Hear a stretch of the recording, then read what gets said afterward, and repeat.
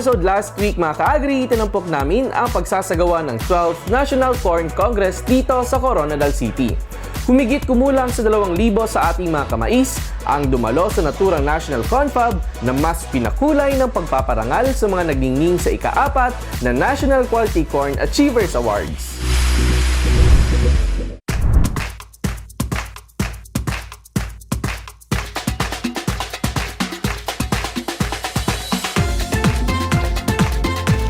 Mga ka-agri, 34 days na lang, Pasko na. Merry Christmas mga ka-agri! Alam kong busy na kayo for the upcoming Yuletide season. Alam ko naghahanda na kayo ng inyong mga regalo at syempre ng inyong Noche Buena.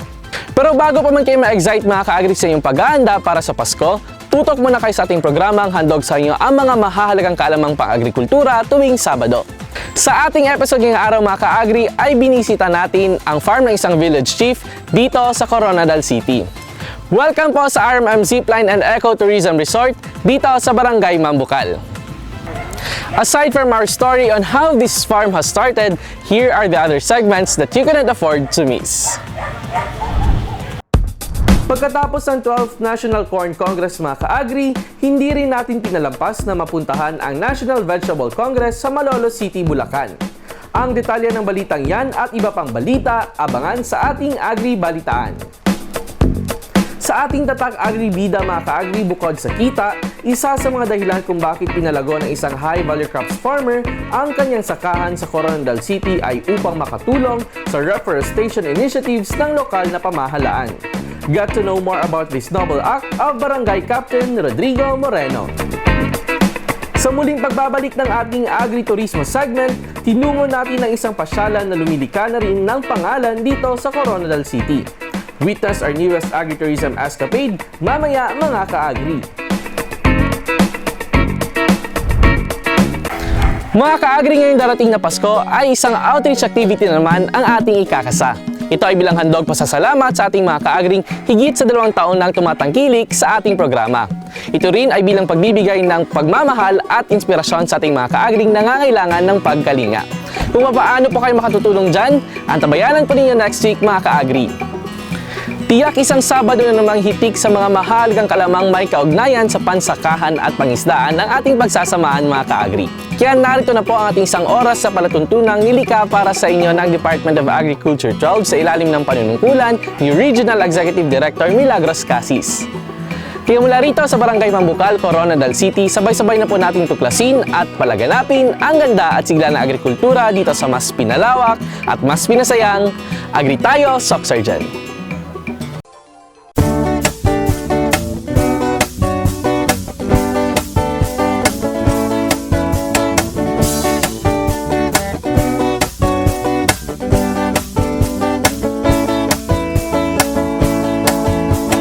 Magkamit ng dagdag na kaalaman upang saka palaisdaan mapagkakitaan ng mamamayan sa agrikulturang pangkabuhayan.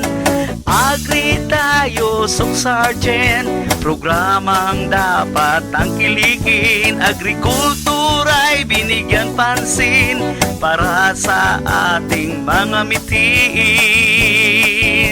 Ito'y programang pangkabuhayan at dito ika'y tutulungan.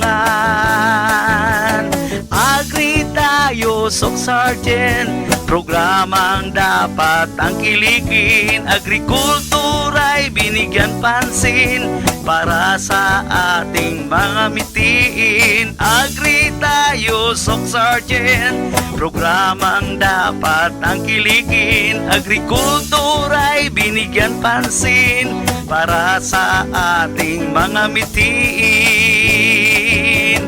Agri Tayo, Soc Sergeant, Agri Tayo, Soc Sergeant, Agri Tayo, Soc Sergeant, Agri Tayo, Soc Sergeant.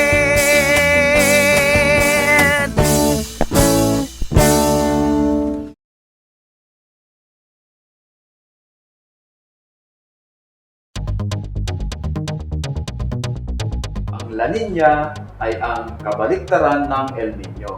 Kung ang El Niño ay abnormal na pag-init Sa La Nina naman ay abnormal na paglamig ng surface temperature ng karagatang Pasipiko. Ito ay isang abnormal na kondisyon ng panahon dulot ng global warming na nagdadala ng malalakas na ulan at bagyo. Madalas mangyari ang La Nina pagkatapos ng El Nino. Sa panahon ng La Nina, mas malamig ang hangin, mas mahalumigmig ang panahon, at mas marami ang inaasahang bagyo na darating. Dahil sa hatid nitong malalakas na pag-uulan, nagdudulot ang La Nina ng malaking pinsala sa pagpapalayan at iba pang mga tanim. Kung hindi ito mapaghahandaan, pwedeng lumiit ang produksyon natin ng pagkain.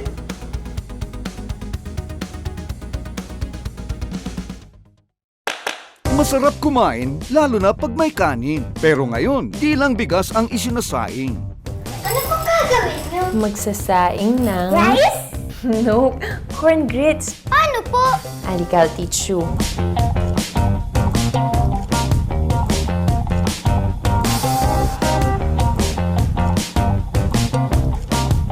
Kain na! Boy, sarap na? Maisustansya pa! Ang mensaheng ito ay hatid sa inyo ng Department of Agriculture. Sa ulo ng ating mga balitang agrikultura ngayong linggo. Humigit kumulang sa 1,000 vegetable industry stakeholders lumahok sa National Vegetable Congress 2016 sa Bulacan. Mga kinatawan ng World Bank nasa Davao City para i-assess ang implementasyon ng Philippine Rural Development Project sa Mindanao. Soxargen Organic Industry Council nagpasa ng ilang resolusyon upang mas mapalakas ang naturang industriya sa Rehiyon 12. At sektor ng agrikultura nagtala ng positibong paglago sa unang quarter ng 2016. At upang ihatid sa inyo ang detalye ng mga balitang ito, narito si Miss Nelma Limba Ambuludto.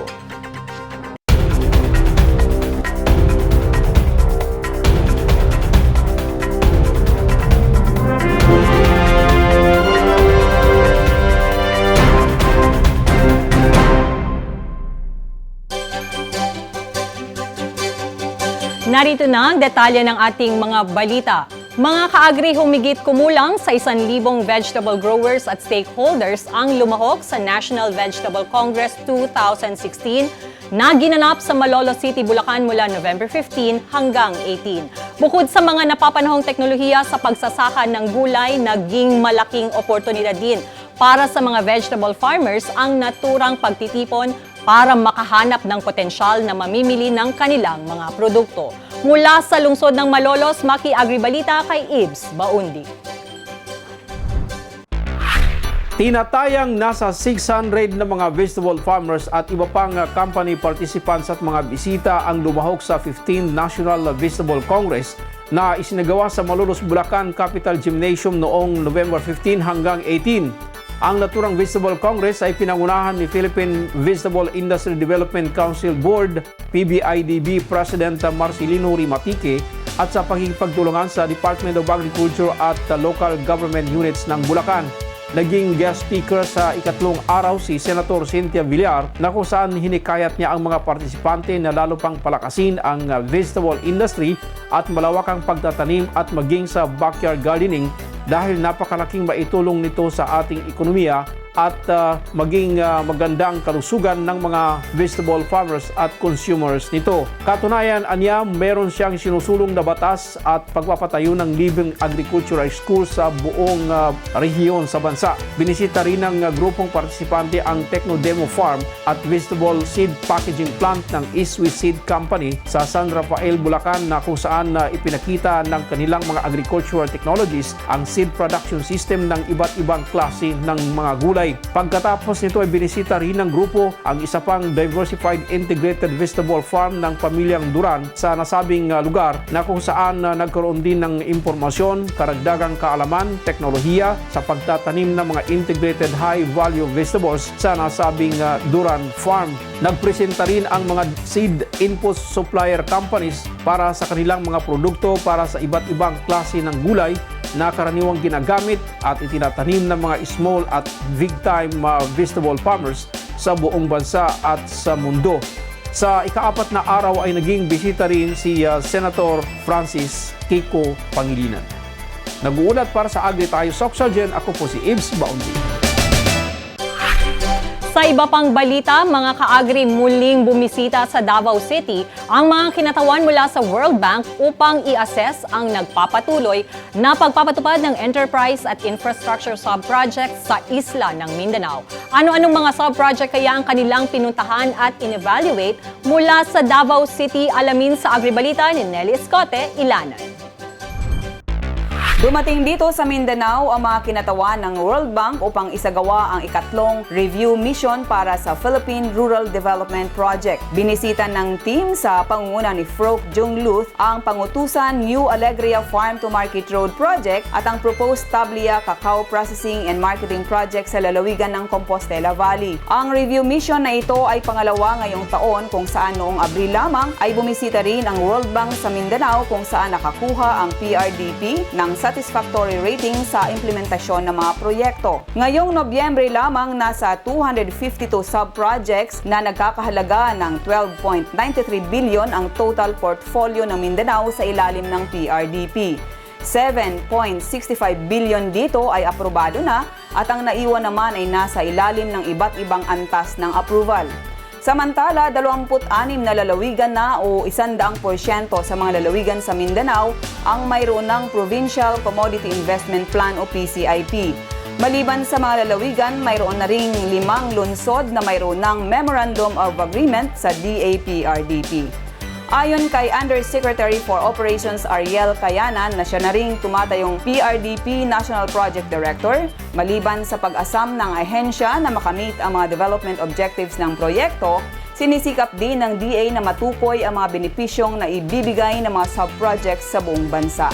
Dagdag pa ni Cayanan na ina-adapt ng DA ang transparency at accountability measures ng PRDP sa mga regular na program ng ahensya. Ang World Bank Review Mission ay naglalayong matingnan din ang mga pinaplano, propose at nagpapatuloy na implementasyon ng iba't ibang sub-project ng PRDP sa Mindanao, gayon din ang difficulties and challenges na kinakaharap ng proyekto ayon kay Froke Jongluth ng World Bank. Nag-uulat para sa Agri Tayo Soksogen, ako si Nelly Escote, Ilanan. Samantala, upang mas gawing matibay ang organic agriculture industry sa rehiyon, ilang resolusyon mga kaagri ang isunumite ng Soksogen Organic Industry Council sa pamunuan ng DA.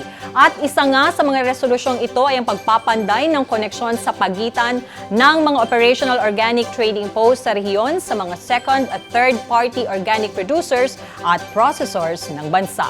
Maki-Agribalita kay Christian Matuliano.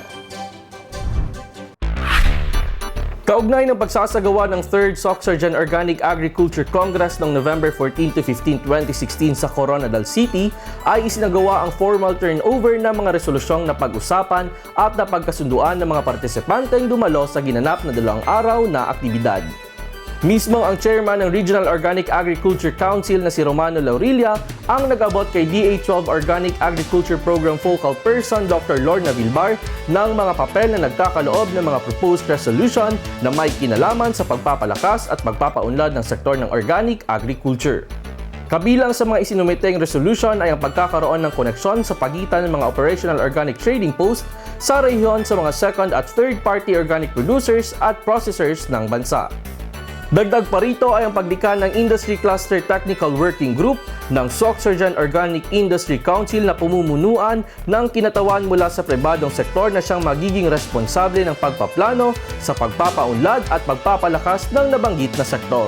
Hinihiling rin ng grupo na ipaabot sa Food and Drug Authority ang resolution na mapadali at mapabilis ang pagrehistro ng mga small organic processor ng Region 12. Isinusulong rin ng grupo na bigyang prioridad ng pamahalaan ang mga lokal na organikong produkto na siyang gagamitin sa pagsasagawa ng feeding programs nito. Kaugnay nito ay ang resolusyong hikayatin ang mga lokal na pamahalaan na i-adapt ang iba't ibang organic agriculture development programs at bigyang insentibo ang mga magsasakang gumagamit ng organikong pamamaraan. Ang mga nabanggit na resolusyon ay ilan lamang sa mga isinusulong ng mga organic practitioners ng rehiyon. Labis naman ang pasasalamat ni DA12 Organic Agriculture Program Focal Person Dr. Lorna Vilbar dahil sa aktibong pakikisa ng mga organic farmers sa ginanap na Congress sa pamamagitan ng pagpapaabot ng kanilang mga hinaing at mungkahi sa pagpapaunlad ng sektor ng organikong pamamaraan ng pagsasaka. Ang mga isinumiteng resolution ay paaabot sa pamunuan ng DA upang mabigyan ng agarang aksyon. Nag-uulat para sa Agritayo Soxurgen. Ako si Christian Matuliano. At sumainyo ang unang yugto ng ating mga balita. Susunod. Mga coconut farmers dapat magpatala sa Farmers Registry System ng Philippine Coconut Authority para maka-access ng mga proyekto ng ahensya. Mga mango growers hinihimok na sumailalim sa pagsasanay sa Good Agricultural Practices o GAP. At sektor ng agrikultura nagtala ng positibong paglago sa unang quarter ng 2016. Sundan ng detalye ng mga balitang yan sa ikalawang yugto ng ating Agri-Balitaan, dito lang sa Agritayo Soxurgen. Alam niyo ba na ang kape ay isa sa most traded commodities sa mundo kasunod ng langis? Tinatayang nasa 400 million cups ng kape ang nakokonsume ng coffee drinkers sa mundo sa loob lamang ng isang araw.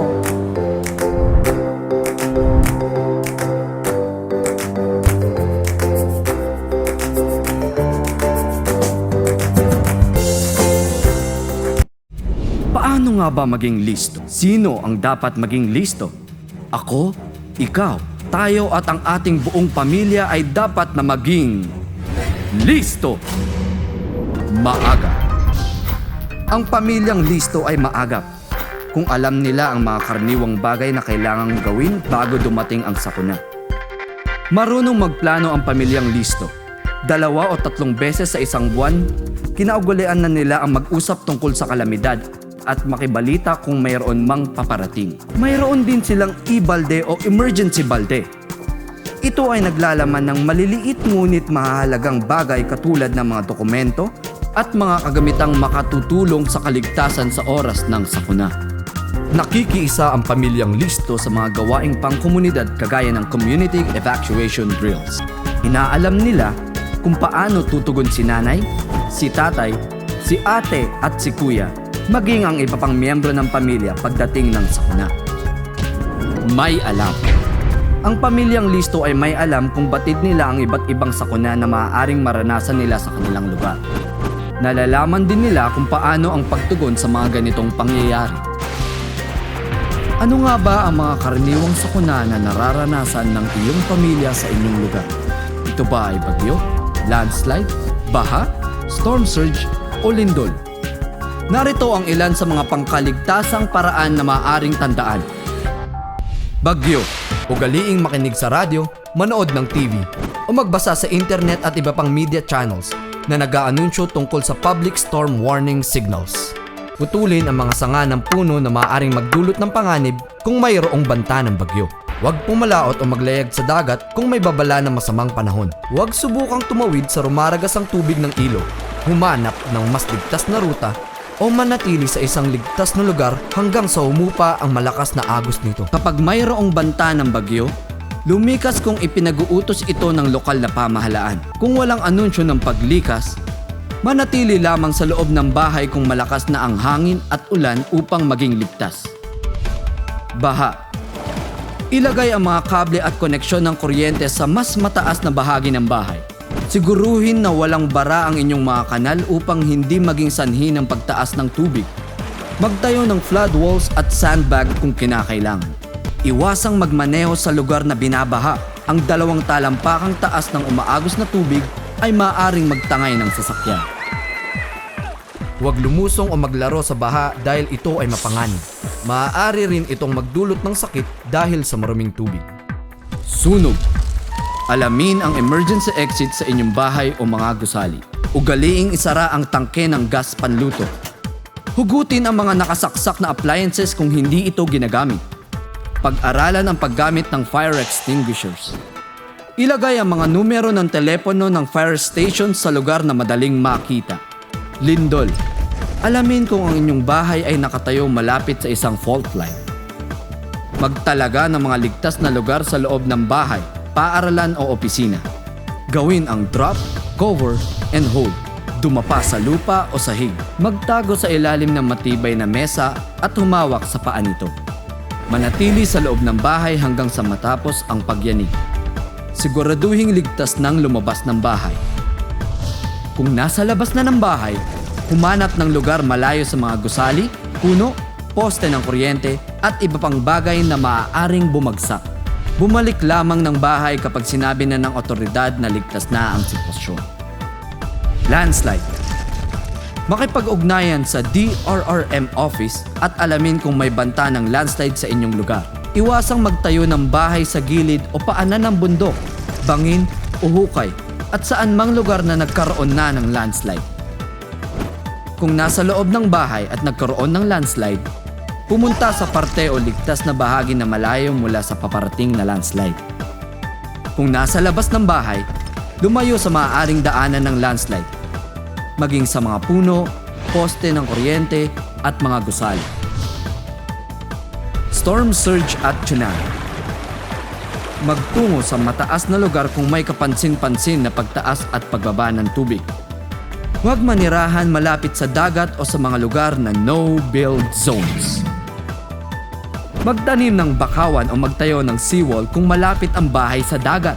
Alamin sa DRRM office ang warning signals sa inyong komunidad para sa tsunami at storm surge. Magkabit ng mga karatolang paalala o babala malapit sa delikadong parte ng dalampasigan. Ugaliing makinig sa balita ukol sa tsunami o storm surge. Handang-handa! Ang pamilyang handa ay alam ang ligtas na ruta na maaaring daanan kung kinakailangang lumikas at magtungo sa evacuation center. Kaya nilang tukuyin ang mga karaniwang panganib na nararanasan sa lugar at mga early warning systems kagaya ng mga sumusunod.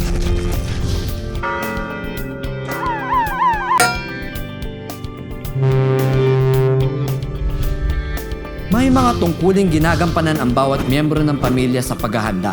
Nalalaman rin nila ang mga lugar na maaaring maging tagpuan ng buong pamilya kung sakaling magkahiwa-hiwalay sila dahil sa sakuna.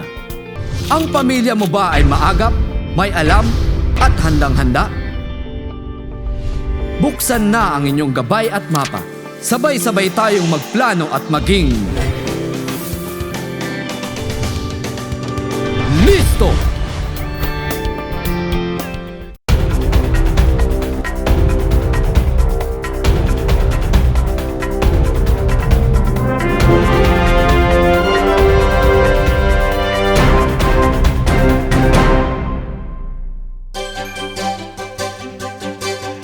Sa pagpapatuloy ng ating agri-balitaan, mga ka-agri nananawagan ang pamunuan ng Philippine Coconut Authority sa lahat ng mga magniniyog na magpatala sa kanilang registry system upang malaman ng ahensya ang kabuang lawak ng niyugan sa bansa, maging ang kabuang bilang ng mga magsasaka ng niyog. Mahalaga rin ang pagpaparehistro ng mga coconut farmer dito upang mas magiging madali ang pag-access nila ng mga proyekto mula sa PCA. Mula sa General Santos City, Maki-Agribalita kay Lito Mariano Salvo. Mga ka-agri na nanawagan sa ngayon ng Philippine Coconut Authority 12 sa mga magniniyog sa buong rehiyon na magpatala sa registry system para sa mga coconut farmer at farm worker.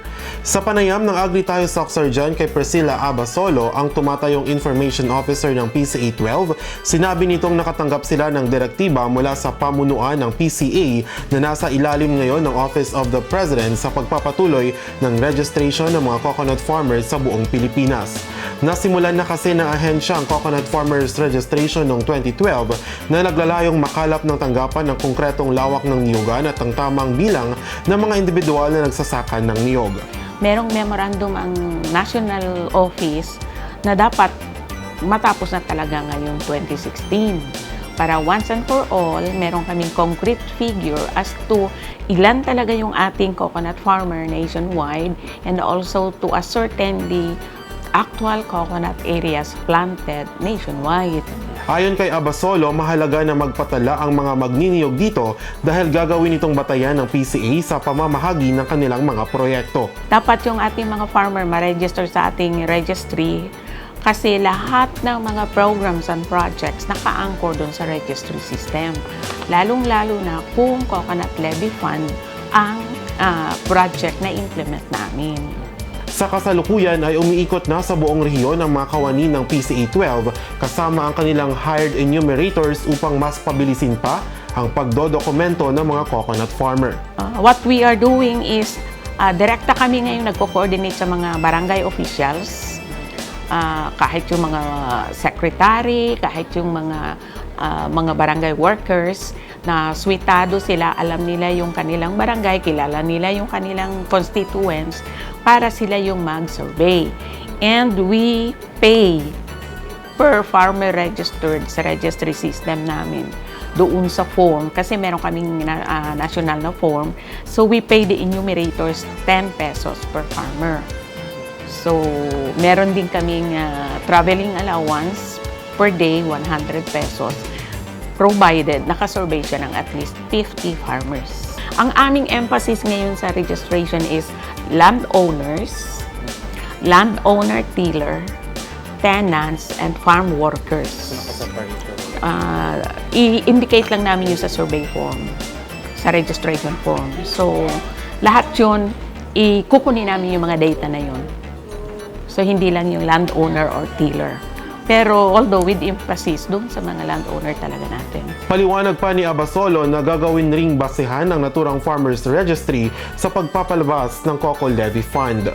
The result of this registry system will form part of the congressional bill na mag-a-approve para sa release ng Coconut Levy Fund.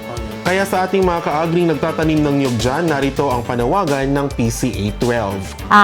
Tinatawagan po ng pansin ang lahat ng mga coconut farmers natin dito sa Region 12. Coconut farmers po, kasama na doon yung landowner, tiller, tenants, and farm workers. Ubits, kailangan po kayong magparehistro sa pinakamalapit na PCA office. 4 po ang aming regional office. We have one in Cotabato Province, nasa Balindog, Kidapawan City. We also have here in General Santos, covering Sarangani. Nandyan lang po sa Kasuy Street, General Santos City. We have in South Cotabato, sa Pantua Village, South Coronadal City, and then sa Sultan Kudarat. Andun po yung aming mga provincial offices, and also they can go directly dito sa regional office. Kung malayo po sila dun sa mga opisina namin, pwede po silang magdirekta din dito sa regional office. Magtatapos ang Coconut Farmers Registration sa December 29, 2016. Nag-uulat para sa Agri Tayo Soxargen. Ako si Lito Mariano Salvo. Sa iba pang balita, mga kaagri, patuloy na hinihimok ng Department of Agriculture 12 ang mga mango growers na sumailalim at i-apply sa kanilang sakahan ang Good Agricultural Practices o GAP upang mas magiging competitive ang kanilang mga produktong mangga sa merkado. At sa Regional Mango Congress 2016 na isinagawa sa Jensen noong November 4 at 5, isa ang GAP for Mango ang tinalakay na kung saan nabatid na maaari lamang itanim ang mangga sa isang lugar na mayroong elevation na 600 meters above sea level lamang. Maki-agribalita kay Edgar Alan, Pasaol. Mas magiging maunlad na ang manggahan sa Soxargen dahil sa paglalatag sa mga magmamangga ng rehiyon ng mga Good Agricultural Practices o GAP for Mango. Sa ginanap na Regional Mango Congress kamakailan lamang, inihayag ni Antonio Rola, ang chairman ng National Mango Action Team, na nararapat bigyang pansin ng mga magmamangga ang pagkukonsidera sa 7 key areas ng Good Agricultural Practices sa ikauunlad ng kanilang mga manggahan. Ang 7 key areas ng GAP ay ang lokasyon at laki ng manggahan, ang mga nakapalibot dito, farm maintenance, farming methods, at farm management, pati na rin ang faktor ng mga manggagawa. Sa pamimili ng lokasyon, dapat isaalang-alang ang mga sumusunod: ang lupa, elevation, klima at ang kasaysayan ng lupaing pagtatamnan. Upang maproteksyonan ang plantasyon, inihayag ni Rola na ang isang GAP Certified Mango Farm ay dapat ding napapalibutan ng bakod. Ayon sa Mango Consultant, ang ilan din sa mga dapat ikonsidera sa pagkamit ng Good Agricultural Practices ng mga magmamangga sa Rehiyon 12 ay mayroong ideal packing house ng mga produkto upang hindi ma-damage o masira ang mga ito patungong merkado. Sa huli, hinikayat ni Rola ang mga magmamangga na patuloy sa pagdalo sa mga symposium at mga GAP trainings at binigyang din ito na dapat aktibo ang mga magmamangga sa pakikilahok sa mga mango industry organizations. Nag-uulat para sa Agri Tayo Soc Sergeant. Ako si Edgar Alan Pasaol. Samantala, abot sa 2,000 ektarya mga kaagri ang minomonitor sa ngayon ng General Santos City Agriculture Office at ng Department of Agriculture 12 para sugpuin ang pamemeste ng locust o balang sa lungsod, particular na sa General Santos City Airport, na kung saan bahagya na ring naapektuhan ang operasyon dahil sa naturang peste. Para sa dagdag na detalye, maki-agribalita kay Carl Ulysses Aguilion. Patuloy sa ngayon ang pagsugpo sa pamemeste ng locust o balang sa 6 na barangay sa General Santos City. Sa magkatuwang na operasyon ng Department of Agriculture 12 sa pamamagitan ng Regional Crop Protection Center at Agricultural Program Coordinating Office ng Jansan at Sarangani at ng General Santos City Agriculturist Office, patuloy ang pag-apply at pag-spray sa mga apektadong area ng mga kemikal na makakapag-control sa locust. Ang 6 na barangay ay kinabibilangan ng Sinawal, San Jose, Batumelong, Tinagakan, Bawing at Tumbler. Ayon sa talaan ng tanggapan ng City Agriculturist ng nabanggit na lungsod, abot na sa 2,348 hectares ang kumpirmadong infested. Halos 500 hektarya naman dito ay nakapag-spray na ng biocontrol agents at kimikal ang grupong nagsasawata sa infestation. Ang mga area na ito ay mga malalawak na damuhan na siyang nagpapakain sa libu-libong mga baka. Kabilang din sa mga apektadong lugar ang mga maisan at taniman ng tubo. Isa rin sa mga apektadong area ay ang General Santos City International Airport na kritikal ang agarang pag-apula sa pamemeste ng locust dahil maapektuhan din ang operasyon ng paliparan. Sa panayam sa City Agriculture Office ng Agri Tayo Soc Sergeant Team, matagal na nilang inaasahan ang pamemeste ng locust sa lungsod dahil sa mahabang drought ngayong taon na sinundan naman ng mga pag-ulan. Ang infestation ng balang ay nagsimula nitong Setyembre lamang. Maliban sa aplikasyon ng mga biocon at mga chemical, nagsasagawa rin ng validation ang grupo sa iba pang barangay sa General Santos City. Nag-uulat para sa Agri Tayo Soc Sergeant. Ako si Carl Aguilion.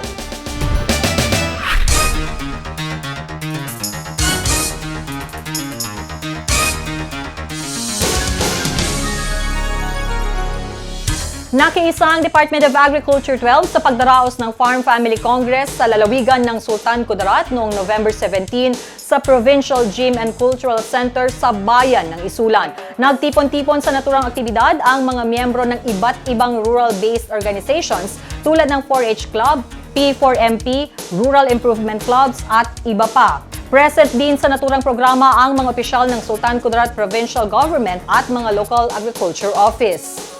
Mas pinatingkad ang aktibidad ng pag-uulat ng Provincial Agriculture Office ng mga update tungkol sa mga sumusunod, organic farming, enterprises development at marami pang iba. Tema ng selebrasyon ngayong taon, Greatness in Diversity, Oneness and Prosperity. Sa pangatlong pagkakataon, muling bumida ang mga ipinagmamalaking produkto ng rehiyon sa pamamagitan ng Treasures of Soc Sargent, the regional showcase of Soc's products and services. Ito ay pinangunahan ng Department of Trade and Industry 12 kasamang ilang government agencies gaya ng Department of Agriculture 12 na nagbigay ng 100,000 pesos para sa space rental. Formal na nagbukas ang 3rd Treasures of Soc sa General Santos City noong November 16 at nagtapos noong November 20. Ibinida sa naturang event ang sari-saring fresh at processed foods, decorations at handicrafts at syempre ang nakakahalinang tourism destinations sa rehiyon. At para sa ating balitang pambansa, nag-bounce back mga kaagri ang sektor ng agrikultura matapos muli itong magtala ng positive growth para sa unang quarter ng 2016 na nasa 2.98% o pagtaas ng 5.11% mula sa negative performance nitong 2.13% noong nakaraang taon.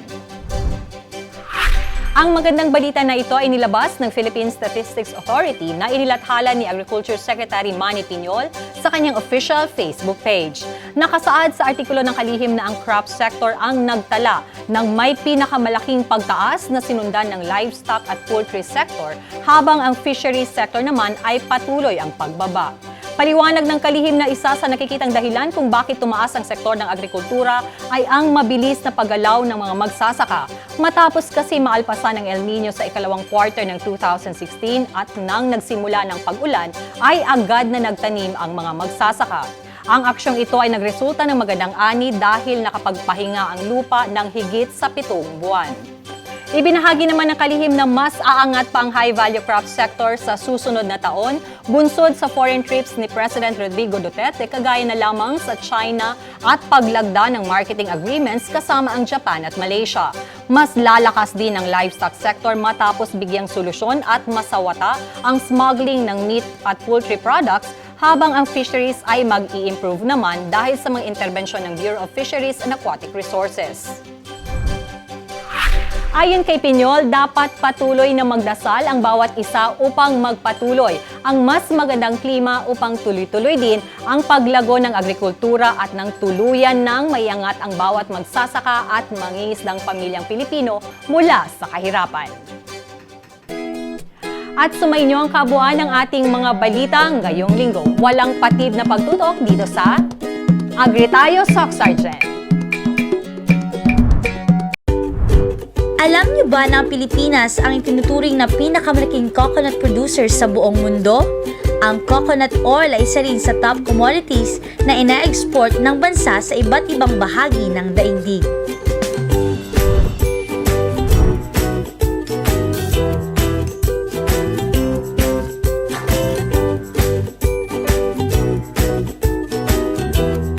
Discover the champion's secret nutrition.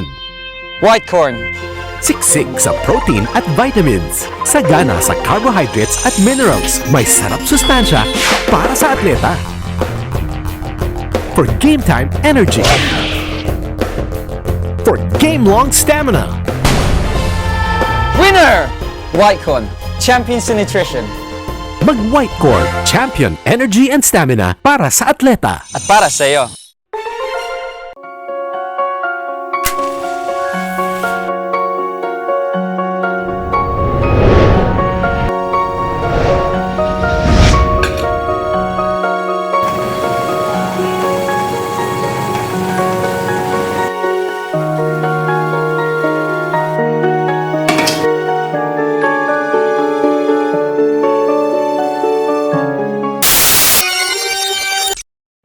Sa isang araw, ang bawat Pilipino ay nagsasayang ng 2 kutsarang kanin. Katumbas ng mahigit na 1.7 million kilos kada taon na kayang magpakain ng 2.7 million Filipinos.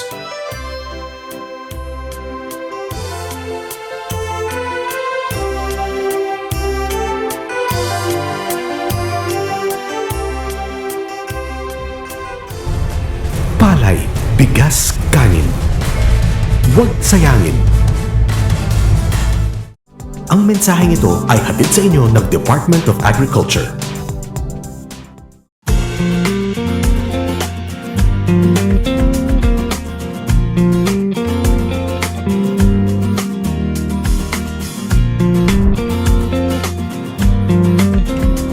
Mga kaagri, ang lungsod ng Coronadal ay ang kabisera ng Sorsogon Region na maituturing na ngang isang santuaryo ng masaganang agrikultura. Tahanan ito ng mga sakahang modelo ng likaskayang sistema ng pagsasaka. At isa na nga sa mga ito ang isang sakahan na nakahimlay sa taas ng barangay Mambukal. Ito ay pagmamayari ni Ginoong Rodrigo Moreno, ang kapitan ng naturang barangay. Dahil walang hilig ang kanyang mga kapatid sa pagsasaka, sa kanya ipinamana ng kanilang mga magulang ang kanilang lupain. Ang 4 hectares, mana sa akin, sa amin ng mother ko. 8 kaming magkapatid, parang dinivide namin, at saka yung area, hindi mahilig yung mga kapatid ko, sa akin na lahat kasi pinagbinta na nila. At saka itong 2 hectares, ito yung sa uncle ko, na bininta nila doon sa Pariner. Ngayon, ibininta ulit sa Pariner, binili ko naman. After dito is itong lupa area na ito is marami itong mga bamboo at saka yung mga natural tree, mga ipil-ipil, ganun. Matapos sa pagtanto ang nais niyang mangyari sa naturang lupa, katuwang ang kanyang pamilya at ilang kamag-anak, nilinis nila ang lupa at sinimulan ng tamnan ng high-value crops. Pinaklearing ko lahat. Pati yung mga bamboo na mga siguro mga 30 bands ata. Na yung natira yung apos na lang. Yun, pinaklearing ko, tinaniman ko ng mangga. Tapos, nagtanim ako ng mangga, mga 300 seedlings. Tapos, nag-intercrop ako ng mga pipino at saka yung kasaba. Yung pag-intercrop ko, nagtanim ako ng nyug. Parang intercrop uli yung nyug. Kalaunan, yung nyug parang hindi pa rin satisfied. May nag-advise sa akin sa city yung technician na dapat siguro, kapitan, na i-intercrop ka uli ng kakao. Kasi yung market value ng kakao is parang okay. Nainganyo ako kasi nung pumasok yung programa ni City Mayor Peter Bascon Miguel, yung Tree Growing Festival, yung pinakauna niya nung pag-upo niya, doon siya nagawa ng Tree Growing Festival para mai-reforest yung mga kabundukan. Doon, nag-una ako, initial ako ng mga 2,000 seedlings, tinanim ko ito. Ang sa ngayon, ang natanim siguro na mga kakao dito is mga 7,000 seedlings. Siguro, ang nakasurvive, hindi ako siguro magkamali, mga ganun, mga 5,000 pa siguro. Pero yung nung nagbunga na, siguro may mga 2,000, ganun. Diretso doon. Yung iba parang okay, parang nagkuha na kasi nag-aabono pa.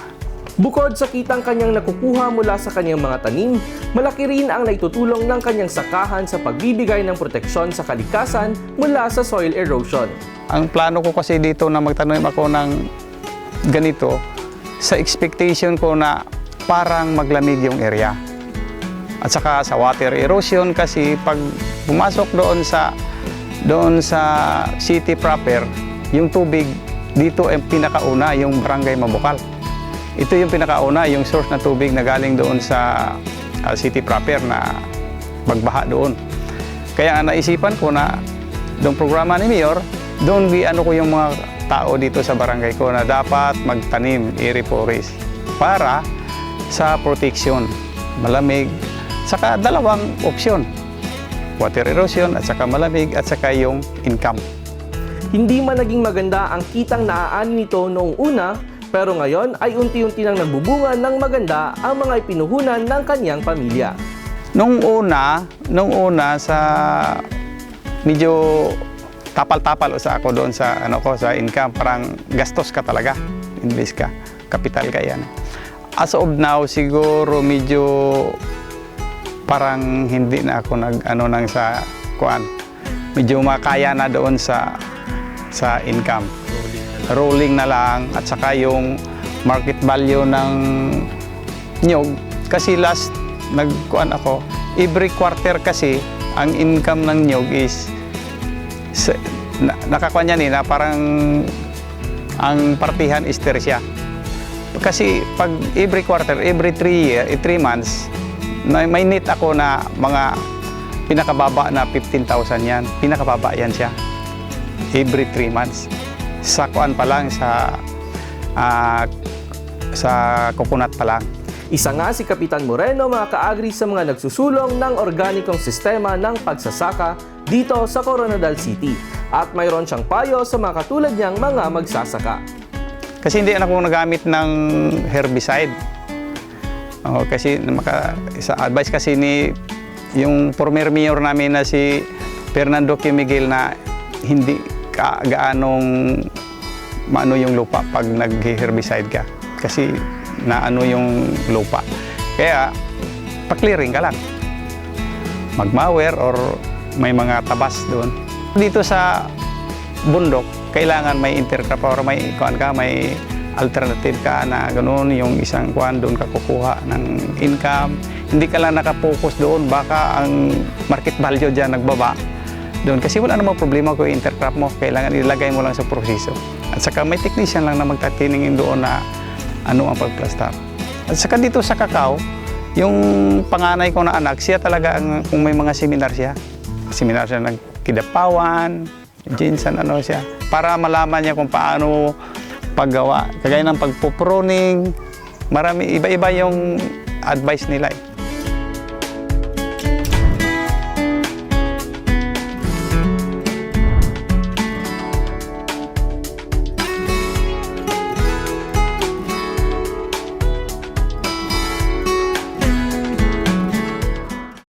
The value of soil. Soil is wonderful. Well, of course, we live on it. And if it is fertile, it can produce marvelous things. Fertile soil puts food on our plate. But the number of plates is growing, and more meat ends up on these plates. And part of what we previously put on our plates, we now put into our petrol tanks. This again requires more fertile soil. Productive land is becoming scarce. In 1960, there was still almost half a hectare of farmland for every person on Earth. In 2020, there will be only around a third of that left. Consequently, even unsuitable land is being turned into farmland. No wonder land grabbing is on the rise. Fertile soil is precious, but instead of looking after it, we try to extract the maximum yield from it. But overusing land or cultivating unsuitable land leads to soil degradation. We need healthy soil to produce crops and timber and store and purify water. Soil provides us and our environment with important ecosystem services. Degraded soil makes us vulnerable. Unsustainable land management is sometimes the result of ignorance, and it sometimes results from poverty, where land users have no other choice. Land degradation is driven by things like cutting down forests, overgrazing, monoculture, salination, overuse of fertilizers and chemicals, or farming on sloping ground leading to soil erosion. Not to forget climate change, which alters the drought and rain patterns. But not only does climate change contribute to soil degradation also worsens climate change because degraded soil can store less carbon.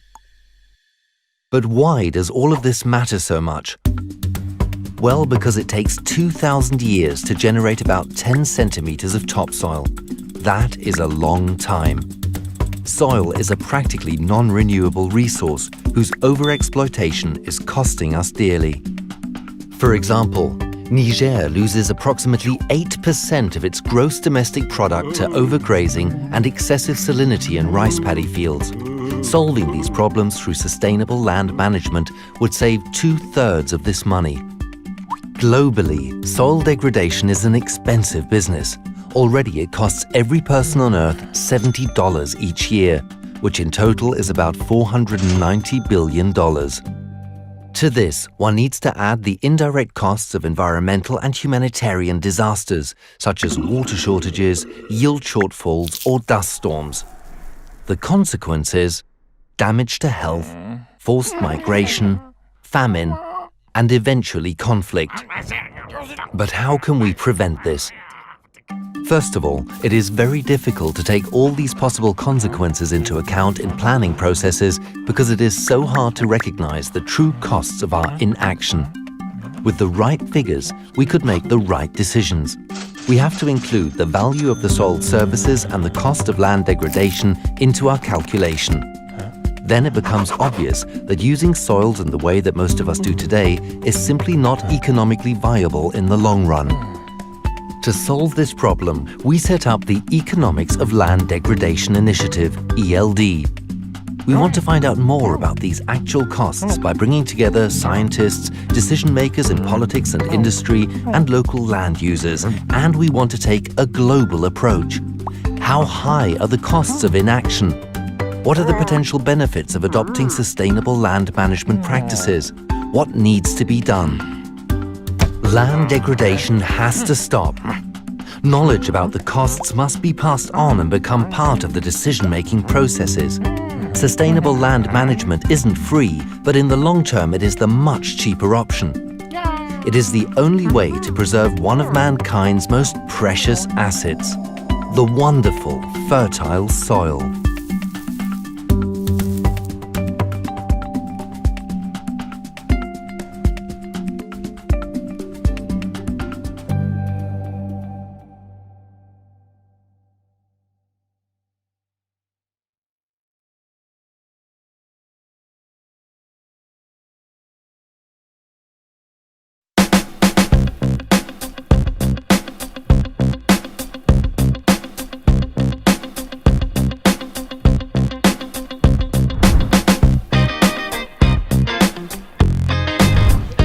Sa ating mga kaagri na andirito sa Coronadal City at mga kalapit na bayan, hindi nyo na po kailangang bumiyahe pa papuntang Lake Cebu para mag-zipline.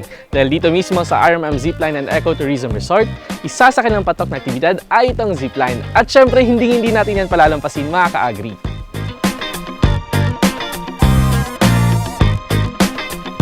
Itong RMM Zipline and Ecotourism Resort, ito yung tinawag na parang relaxation yan, pang family. Wala ditong parang walang mga video okay. Ito lang pala parang smooth. Pag napunta ka rito, parang makarelax ka, pang pamilya talaga. At saka wala ditong medyo parang maraming sounds. Ang sa zipline kasi is 100 pesos. Dalawang ride na yan. Bali, ang first ride mo is 165 meters. Then, second ride, 165 meters. Yun lang, 100 pesos yan. Matapos tayong masuotan ng safety gear ay maglalakad tayo mga kaagri paakyat sa Station 1. Kahit na hindi masyadong matarik, ay kailangan nyo pa rin ihanda ang inyong mga sarili dahil tiyak na hihingalin kayo kapag naalpasan na ninyo ang nasa 200 hakbang paakyat. May taas na 100 talampakan ang dalawang ziplines mga kaagri. At kapag nagsimula na nga kayong dumausdos patungo sa Station 2, ay matatanaw mo ang kabuuan ng RMM Ecotourism Resort, maging ang kabuuan ng Coronadal City. Pagkalapag sa Station 2, dapat all is well para sa ikalawang zipline. Kulang-kulang sa 10 segundo lamang ang tagal ng bawat pagparitot paroon. Dahil medyo nag-amoy araw tayo kanina dahil sa ziplines mga kaagri, abay panahon na para maligo sa kanyang naghihintay na malamig na pool.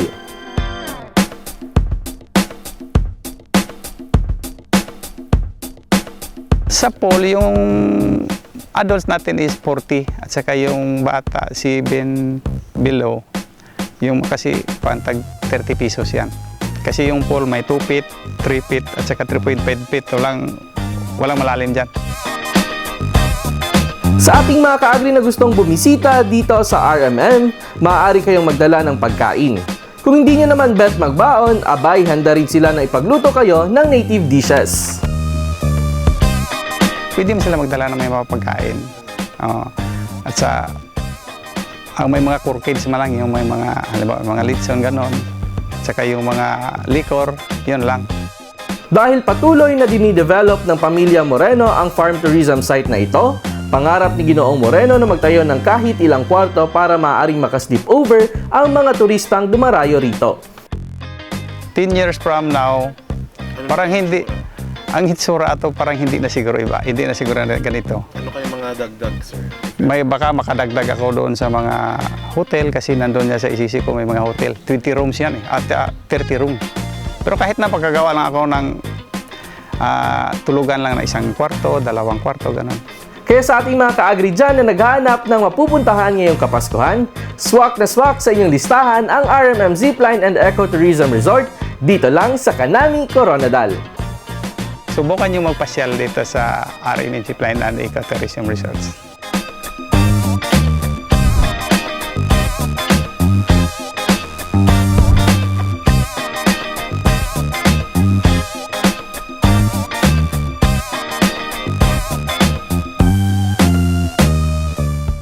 Be part of the Be Responsible's Brown for Good Challenge.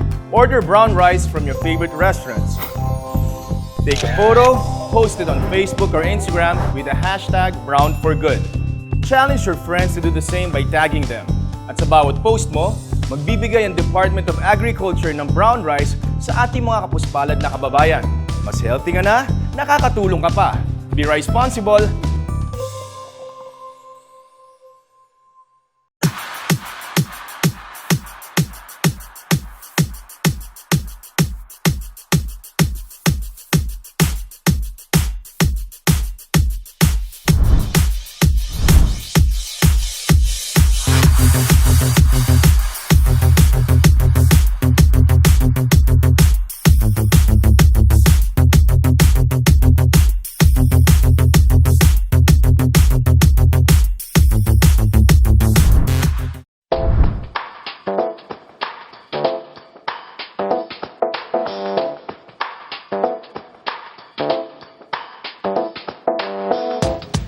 Mga ka-agri, maraming salamat po sa iyong patuloy na pagsuporta at pagtangkilik sa mga programa at proyekto ng Department of Agriculture sa ilalim ng panunungkulan ni Secretary Manuel Piñol at Regional Executive Director Milagros Casis. Kung nais niyo pumalikan ang ating episode today at iba pa nating episodes, please regularly visit our social media accounts.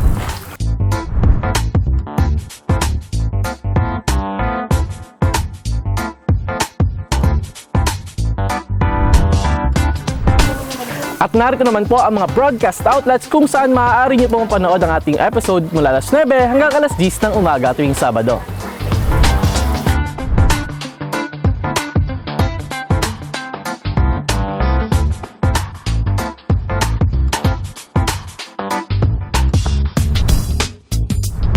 Mga ka-agri, patuloy pa rin po ang ating #BrownForGood Challenge. Kaya sa ating mga ka-agri na hindi pa po nakapag-post ng kanilang selfie moments habang kumakain ng brown rice, mag-post na po kayo sa Facebook, Twitter, and Instagram at huwag kalimutang ilagay sa inyong caption ang #BrownForGood, #Region12.